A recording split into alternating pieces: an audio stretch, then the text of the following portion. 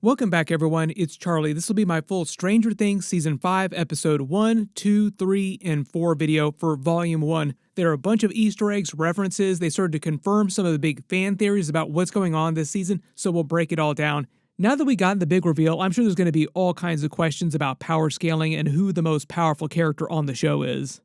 If you're brand new to the channel, I'll be doing videos for all the episodes this season, Volume 2, which will be happening around Christmas, and then the finale, which is around New Year's Eve. Be sure to subscribe to get everything. The title of Episode 1 was The Crawl, a reference to Hopper and the group's hunts for Vecna that they've been doing since Season 4, which they call Dungeon Crawls, more Dungeons & Dragons references. There have been a lot of theories that the season will actually adhere to Dungeons & Dragons tropes like they have in previous seasons, and the game itself provides the framework for the entire series.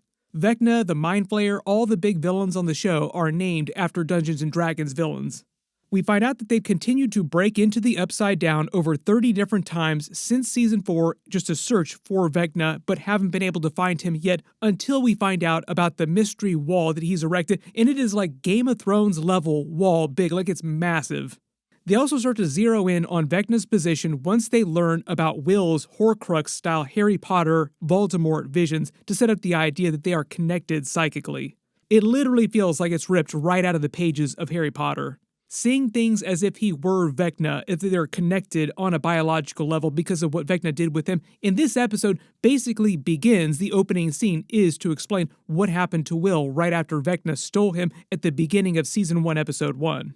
Later they pay this off with an even bigger Harry Potter twist with the idea of Voldemort during the Harry Potter series empowered Harry Potter when he marked him trying to kill him, and now Vecna has kind of done something similar to Will, so all these powers that Will is manifesting now, like Eleven's powers, were given to him by Vecna inadvertently without Vecna thinking that that was what he was doing.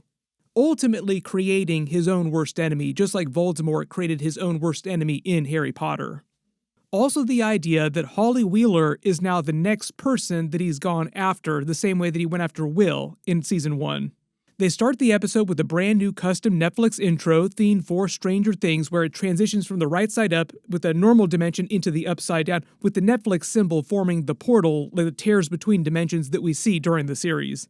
They actually just did this recently for The Witcher Season 4. They've done it in previous seasons for other shows as well, in lesser ways, but now it's just getting to be much of a bigger thing, so just expect to see more of this with other big series. Then another real big deep-cut Easter egg callback to the beginning of the series, the title card November 12th, 1983, was the way they began Season 1, Episode 1, and it's literally meant to be, like I said, that scene right after Vecna has captured Will and brought him to the Upside Down. This is meant to set up their whole Harry Potter, Voldemort, Horcrux-style psychic connection between them that he starts to experience in present day. Later he reveals to Will that he did this just to turn him and the other kids into more vessels for himself. My hope is they'll clarify this during the second batch of episodes. Easily reshaped. You also notice during this opening scene with the close-up on Vecna's eyes, it looks like he's flayed just like Will's eyes when he was flayed during Season 2. There have been a lot of theories that the Mind Flayer has secretly been controlling Vecna this whole time and not the other way around, as they seemingly implied during Season 4, where you see Vecna give it legs with his powers when he's pushed into the Upside Down by Eleven. If you have not seen it, the Stranger Things First Shadow play is a Vecna origin story. It's a Broadway play. You can only see it if you go to Broadway. Both the Duffer brothers said that it's meant to be canon, and during that play, they heavily imply that Henry Creel was just a nice boy that was then pulled into another dimension called Dimension X. It's not the Upside Down, it's a different alternate dimension. He was stuck there for 12 hours, then mysteriously came back with his powers and under the heavy control of the Mind Flayer. So it's implied that the Mind Flayer was responsible for everything, gave Henry Creel his powers, and potentially it was the Mind Flayer influencing him this whole time to do all these different things. During the actual play, they also get into more Harry Potter, Voldemort references with Henry Creel's relationship with the Mind Flayer, where he says that he was not strong enough to keep the Mind Flayer out of his mind, the same way that Harry Potter, during the Harry Potter series, tries to keep Voldemort out of his mind because of their psychic connection.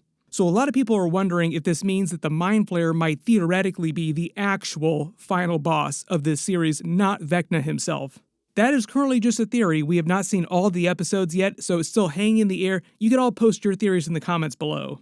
During this first block of episodes, things also proceed in a very Harry Potter type of style, where Harry Potter learns that he has a connection to Voldemort and then wants to try and use that to learn more about him and help capture him. They jump forward to the present day of the series, and it's been a little while since the end of season 4. This is meant to be Holly Wheeler, Mike and Nancy's younger sister, like I said. Really important character for this first block of episodes. She sees what she thinks is an imaginary friend, but we know is Vecna in his Henry Creel form, just making himself look like his human form Henry Creel, so she doesn't know that it's Vecna.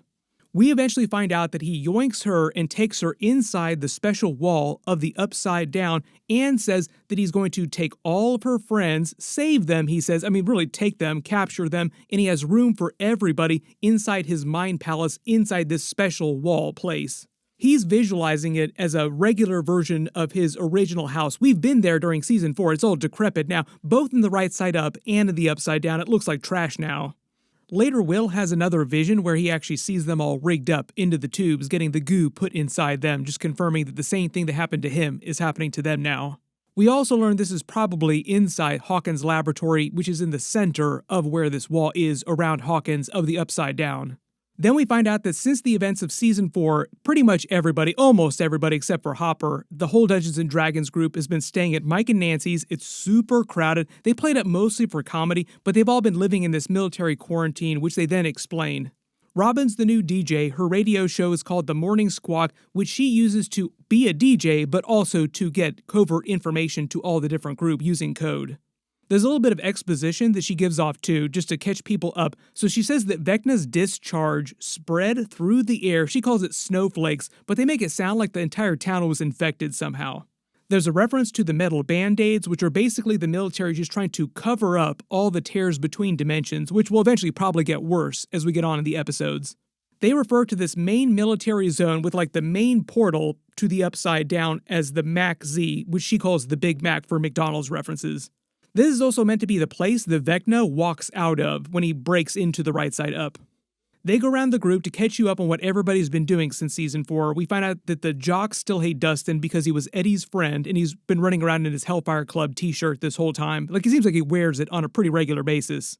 We find out that Lucas has quit the team and seems like he's the muscle of the group standing up for him. Like, he's grown a lot. Like, these kids are way, way older than season 1. It is like a night and day difference if you go back and you watch the season 1 episodes. I've been a part of this journey for almost half of my life. There's a missing poster for 11 who's been ducking the military since season 4. Linda Hamilton's character named Dr. K is like the new version of Dr. Brenner. She's leading the military's efforts inside the Upside Down in their special base to research what's happening there, and she wants to use 11's power the same way Brenner wanted it. Even though they try to make her seem like she has noble intentions, she is meant to be one of the antagonists of the season. We also find out that other random townspeople have been helping 11 trying to pretend to be her to misdirect the military. So it's like 11 has a lot of friends around town. She's a local celebrity. We see her in the middle of another Jedi training montage if we're making Anakin Skywalker, Darth Vader, Vecna, and Luke Skywalker 11 references. Trying to beef up her powers, it's like Luke Skywalker and Yoda on Dagobah. So like Hopper is her wise old Yoda character. There are a lot of Easter eggs baked into 11's costume too. Her red trunks are meant to be a Superman reference because of all the kryptonite references later. Her entire outfit, especially the bandana, is also meant to be a reference to Bran's outfit from Goonies. The series has always borrowed a lot of energy from Goonies. You also notice that she refers to Vecna as Henry, as in Henry Creel, using his full real name. It'd be like calling Darth Vader Anakin Skywalker, like refusing to call him Darth Vader. There's references to eating all the waffles, like big season 1 references and callbacks. We also find out 11 and Hopper are big Miami Vice fans. Kinda seems like Hopper and Joyce are her surrogate mother and father now too. We find out Murray is using his truck to smuggle people, weapons, things in general, contraband, in and out of the quarantine barrier. Jonathan and Steve seem like they're competing over Nancy again. There are a couple of funny moments here in later episodes as well, but I think they're just trying to hype up the idea that Jonathan and Nancy are still having relationship problems after the end of season 4. Generally, I don't think that Steve is still in love with Nancy or anything like that. They're just trying to tease something going on between Jonathan and Nancy. Eventually, they'll either clear that up or they'll break up completely. When Robin is telling everybody about the military's plan in their crawl that they're going to do tonight, the dungeon crawl, she mentions the Wiz movie as part of the code. That's not because the Wicked for Good movie came out this week at the same time. That's just a coincidence. Just a lot of Wizard of Oz things happening right now. They reveal the group has a series of tunnels running beneath the town that they use to get around, and notice that they're using actual Dungeons & Dragons figures and action figures to plan with the maps. So they're playing Dungeons & Dragons on a different level now. Like, that's the metaphor here, is that the dungeon group is playing more Dungeons & Dragons games, but the stakes are real now. Will then has another vision of Vecna, and then eventually figures out that he's seeing through Vecna's eyes, and this is Harry Potter Horcrux style, like the same thing happened during the Harry Potter movies, where he saw what Voldemort was seeing. And eventually figures out that it was Vecna peeping on Holly Wheeler before he attacked her and took her. We finally touch base with Max in the hospital when Will tries to talk to her and Lucas like it's just a normal date. It seems like they've been doing this on a regular basis, visiting Max and just treating her like she's part of the group. Hey, this is what happened today, and then the next day and the next day after that. This is an actual real thing. Coma victims can actually hear you. They can actually get sensory information. It's just that they, and Max, consequently, cannot communicate back with them. Will then catching Robin with Vicky is them starting to explore his whole sexuality arc. He tried to tell Mike he was gay last season without coming right out and saying it, but I think that's the idea this season, is they eventually want to pay off that he will come out publicly. Robin's kind of the only member of the group that can give him advice about stuff like that. Because they used the sage voiceover from Robin when she was giving him advice about his life in general and being comfortable with himself, like who he really is, as he was fully coming into his actual superpowers in episode 4, I think the idea is they want to show he's achieved this total self-actualization, so he'll probably be more comfortable actually coming out to the group in the second block of episodes after this, as he slowly learns more about his actual powers. Then Eleven and Mike talk about what happens to them if they're able to defeat Vecna, like, where is this relationship going kind of conversation. And the reason why this is so ominous, some of you probably picked up on this, is because the minute the two characters talk about their happy ending, it sounds like they are definitely never going to get it. There are many 80s references thrown around during this, like Hopper calls Dustin Inspector Gadget, Holly Wheeler has Care Bears sheets, just things like that all over the place because this is the middle of the 1980s when this is happening. There's a little bit of them teasing Hopper and Joyce's relationship becoming a bigger thing since the events of season 4 and they were reunited. They're together now, but they're not living together. We learn more about what they've been using these mobile dishes for, and they use those to stay in communication with parts of their team who are in the Upside Down, Hopper in this instance, so they can communicate as long as that portal, that real big portal, is open. We're losing him. Wait, what? Stop. There are a whole lot of tears between dimensions all over the place too, so that probably helps a lot. When Will has his next Vecna vision, Horcrux style, seeing through the Demogorgon's eyes, he eventually learns that he is seeing through Vecna's eyes because Vecna is controlling the Demogorgons, so he's meant to be seeing everything that Vecna sees. My assumption is the reason it took out the military convoy is just because it wants to disable the military inside the Upside Down, like Vecna just wants to keep them from finding him and doing anything about what he's doing behind that wall. Then sees the vision of the Demogorgon coming for Mike, Nancy, and Holly's, knowing that eventually Vecna is coming for them without realizing that it's coming for Holly. We learn the barrier between dimensions has gotten so weak that a Demogorgon can just rip right through it, open a new portal, and yoink Holly. The episode 2 title is The Vanishing of Holly Wheeler, which is meant to be a direct reference to the season 1 episode 1 title, The Vanishing of Will Byers, because basically the same thing is happening to Holly now in present day. They do give Karen a big action scene, like it's the final season, so we're going to give Mom a big action scene as she stabs the hell out of Demogorgon with her wine bottle, but it does absolutely nothing, and it takes her out like she's wet tissue paper. Then 11 goes to the Upside Down using the portal in Holly's room, trying to help Hopper and find Holly. When Robin and Will try to start looking for Vecna using his two-way connection, there are a couple funny Easter eggs here for Joyce. She calls herself the dungeon master of their dungeon crawl team because she's kind of orchestrating things. She's like the point of contact for everyone. But also, there's some Back to the Future references where she starts asking them about the flux capacitor, like, what's going on here? Apparently, she has not seen Back to the Future, but the other kids have. Probably one of these bigger moments, though, is when Eleven and Hopper start talking about Hopper's daughter and his traumatic memories from the military and his daughter's death. He's mentioned them briefly, but we haven't got a ton of flashbacks to his daughter until now. Mostly they're using these to show you how his arc has brought him full circle now and how much he's grown as a person since his daughter died. We learn a little bit about the flesh wall that's around Hawkins inside the Upside Down. The center of it winds up being Hawkins' laboratory, which is a big callback to the beginning. Like, all this is tying back to the beginning of the series, so bringing it around full circle again. And at the end of this episode, we get the full reveal that Holly's imaginary friend is really Vecna. It's Henry Creel in human form, and he's been using his mind palace. These are all memories of his that he's trapped her inside, but she's really inside the flesh wall, plugged into one of these tubes, like all the other kids he's been stealing, like he did to Will at the beginning of Season 1, Episode 1. With him saying that he's going to bring all the other kids here, he's going to do the same thing to all of them, and eventually her family too. So basically, he just eventually wants to plug everybody into these special tubes. The episode 3 title was The Turnbow Trap, which is reference to the team's plan to capture Derek Turnbow, Holly's bully, and try to save him from Vecna and use him to save the other kids, because he is the next target, and then the next kids after that. There are a couple interesting moments here too that you probably picked up on. When Holly is eating breakfast inside Vecna's mind space here inside his house, the breakfast she's actually ingesting is probably the goo with the tubes that Will had inside his mouth during Season 1, Episode 1. There's a lot of talk about him making her favorite breakfast, her favorite foods. Really, it's just more goo coming through the tubes. When he makes her promise not to go into the woods, it's because he knows that Max is out there. Also, this ties into one of his scary memories that he's too afraid of inside the actual cliffs where she's been hiding in those caves. He was scared. More than scared, he was terrified. We will get to that in a second too, because it just explains what's been happening with Max since Season 4. We actually find out that the thing that's watching her from inside the woods is Max herself. When we go back to the radio tower and meet up with the kids, they mention Batman and the Bat Signal. They're referencing the Adam West Batman, because remember, this is the 1980s, so Michael Keaton's Batman movie has not been released yet because that's very late 80s. The Adam West TV show and the Adam West Batman movie would be like the most recent thing that they'd be thinking of. They then use the Dungeons & Dragons figures again to plan their kidnapping of Derek. It's really elaborate too.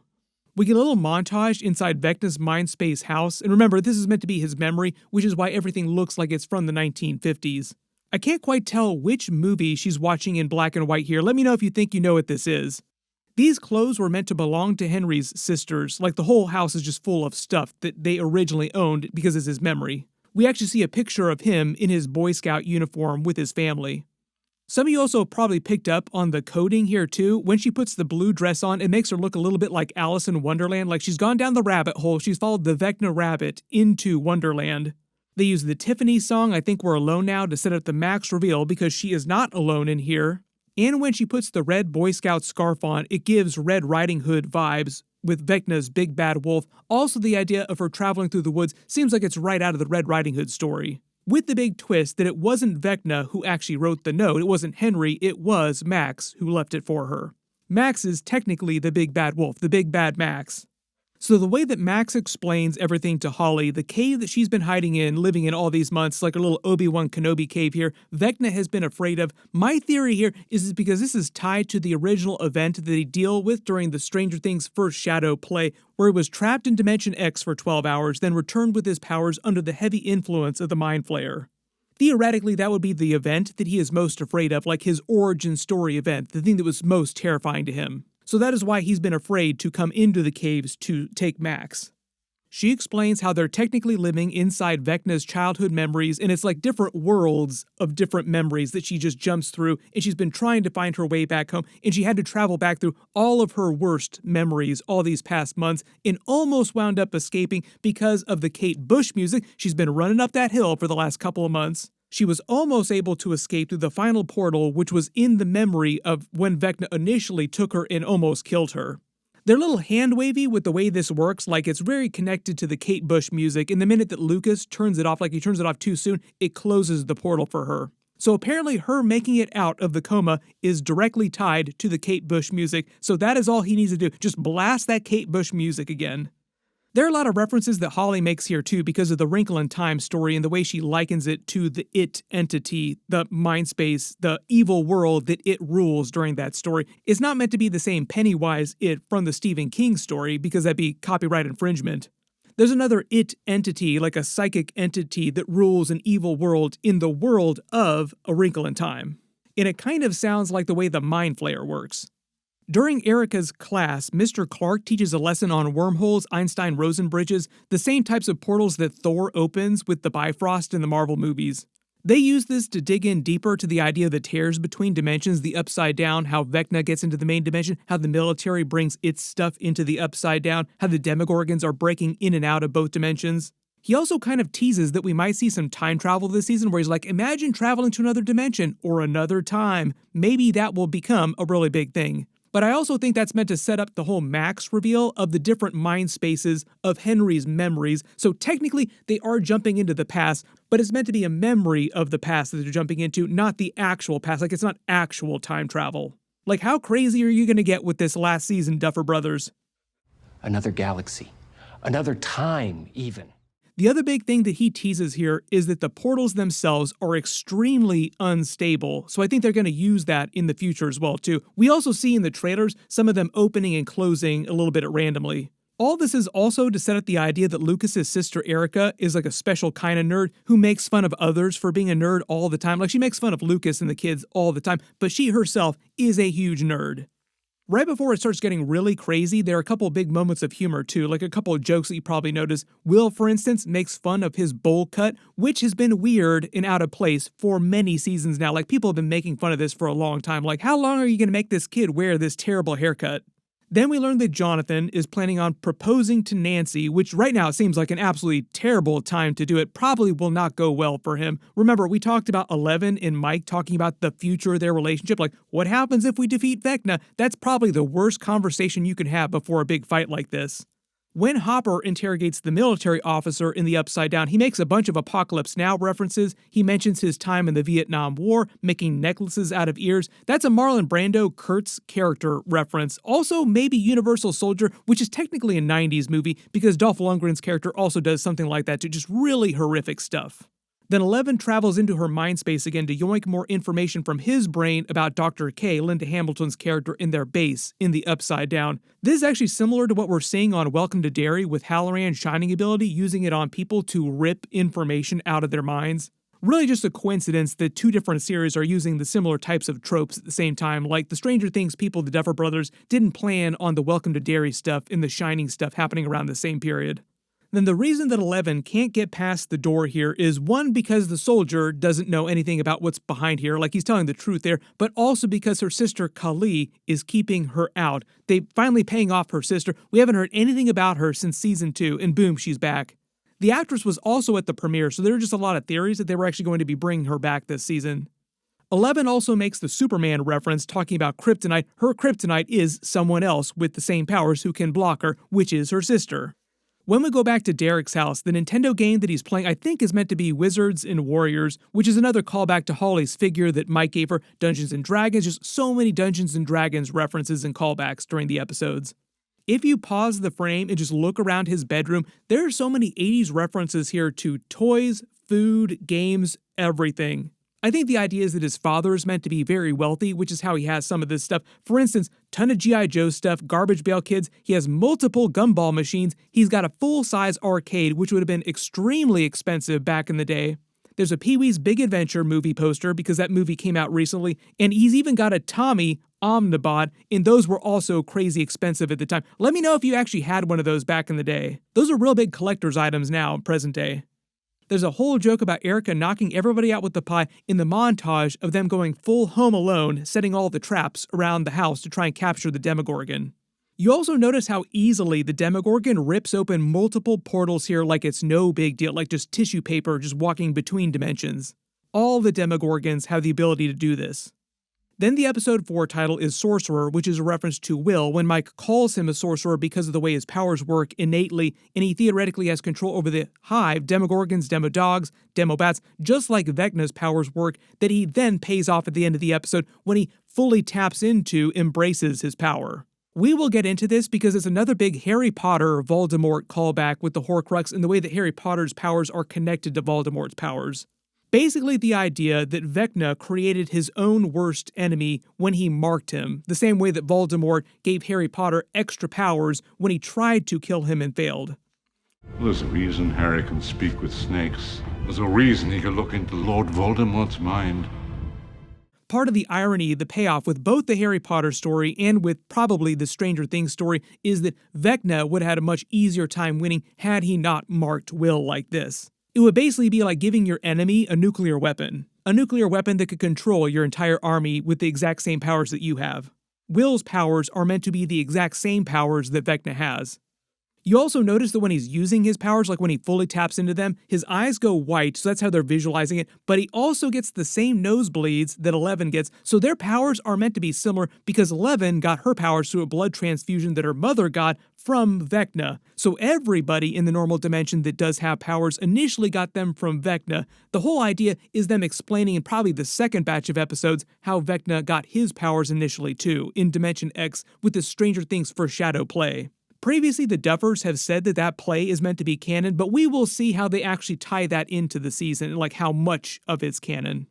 At the beginning of the episode, Will also has another Vecna vision of all the kids, including Holly, hooked up to those saming tubes with the goo that Vecna plugged him into as well, just confirming all of our theories, like, oh, he's going to plug everybody into the goo. One of the other kids in town is watching Disney's Sword in the Stone movie. It's a classic. If you haven't seen it, definitely watch it. It's also meant to flow with the theme of Will becoming the sorcerer by the end of the episode. The whole reason the military is going around collecting kids is because Dr. K, Linda Hamilton's character, thinks that it'll be an easy way to trap 11 because 11 is also going after the kids. She doesn't fully explain it to 11 in this episode, but she's been looking for her for a long time and has Kali, so I think the idea is that she wants to combine both of their powers and use them to stop whatever's happening inside the Upside Down with Vecna, like overpower him with multiple superpowered people. But also, now we have a third because we have Will as well too, who's just as powerful as Vecna. There's going to be a lot of questions about this after this fourth episode. Who is the most powerful person on the show now? Is it 11 or is it Will? We have seen 11 do some really powerful stuff before, but we haven't seen her stop all the Demogorgons and control the army psychically in the same way that Will does during this episode. So everybody let me know in the comments, who do you think is more powerful now, Will or 11? Dustin discovers the center of the flesh wall is the Hawkins lab, which is also probably the same place where Vecna has all the kids plugged into all the goo. Meaning that'll be one of the places they're trying to get to in the second batch of episodes. Hopper and 11 start wasting the military goons inside the lab here. Like, this is like the first episodes where people really start dropping bodies, but it's mostly just military stooges that wind up eating it. We learned that Vecna's tentacles here, these creations, are weak to heat and stronger in the cold. This will be important for later because remember, they still need to break through the flesh wall, so it'll probably require some really wicked heat. Then they try to mislead you, making you think that Hopper is going to sacrifice himself again to save 11. He calls her Jane, her real name, and we get another flashback to his daughter, and then the big reveal of Kali. I love the way they pay this off too, where he walks through the door like, oh no, I'm fine, I didn't sacrifice myself, because, check out over here, it's your sister.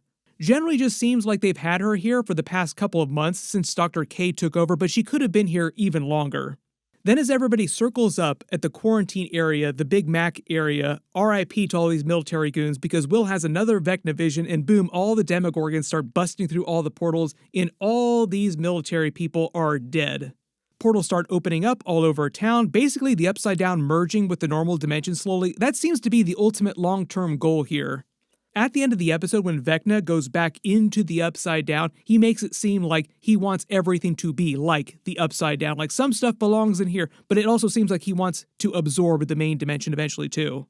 You also notice that Will is so connected to the hive mind that he feels the same pain that the Demogorgons feel when the military burns them, which is why he's writhing, screaming on the ground.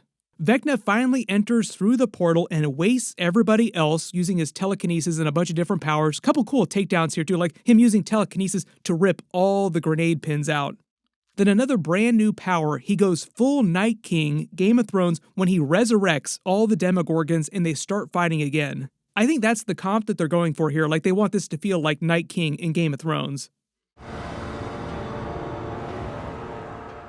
I guess you could think of the Demogorgons as being kind of like the White Walkers. What'll be interesting to see in the second batch of episodes is if 11 and Kali try to combine their powers with Will to team up against Vecna. We will see what winds up happening there.